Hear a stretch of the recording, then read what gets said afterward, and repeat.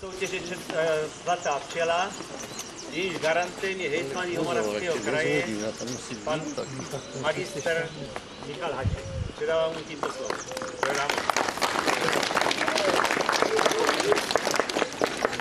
Dobré ráno, nachystali mě dlouhý projev, ale nebojte, já ty desky nechám zavřené. Já jsem moc rád, že jsem mohl dnes za vámi sem do Rousínova přijet.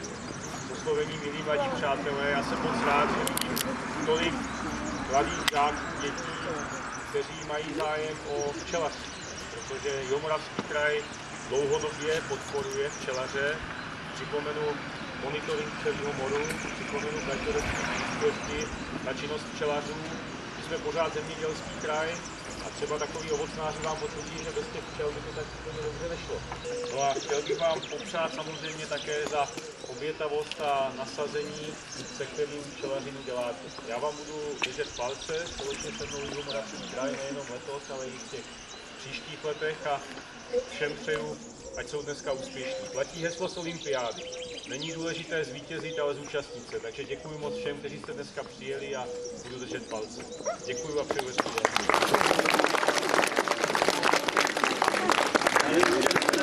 Starostovi města Rousínova Inženýru Havířovi. Vážený pane hejtmane, milé děti, soutěžící organizátoři, velmi si vážím včel a včelařství. O významu opylení pro zemědělství je všechno známé, o významu včelky jako součásti životního prostředí je to známé též. Statistiky, které hovoří o snižování počtu včelstev od roku 90, jsou známé notoricky také. Jsem velmi rád, že jsem měl možnost v těch 90. letech materiálně podporovat včelařství.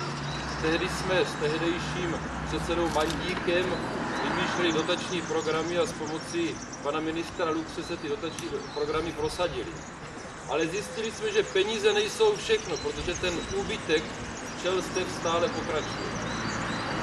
Pro zachování včelstev je potřeba vztah, vědomosti a láska. A já jsem rád a podporuji všechny aktivity, jako je například tady tato soutěž Zlatá včela, která v lidech, a zejména v mladých lidech, tady všechny tyto tři atributy podporuje.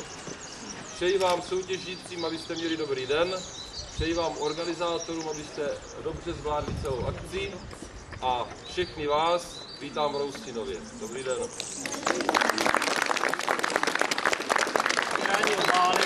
Se ujme ředitel zdejší školy, kterému děkujeme za to, že jsme to mohli tady v této škole dělat a za to zázemí, které nám poskytnul.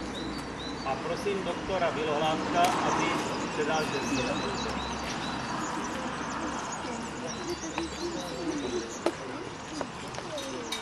Vážení přátelé, vzácní hosté, dovolte mi, abych vás též přivítal na půdě naší školy, poděkoval vaší hlavní hostitelce, paní učitelce, která vše vláčí na svých bedrech s kolektivem spolupracovat.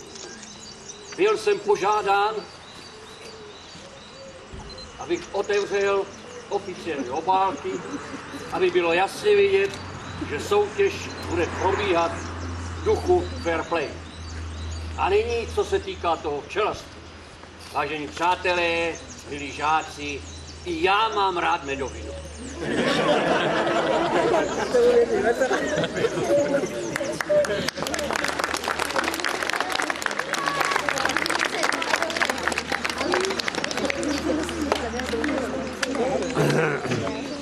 Ano, takže teď prosím, nebo zvu dospělé na kávu, do jídelny na něco dobrého a děti pěkně na fotíčka, ať vám to jde.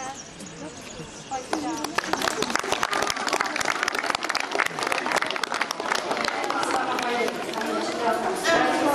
Já to dám tak asi.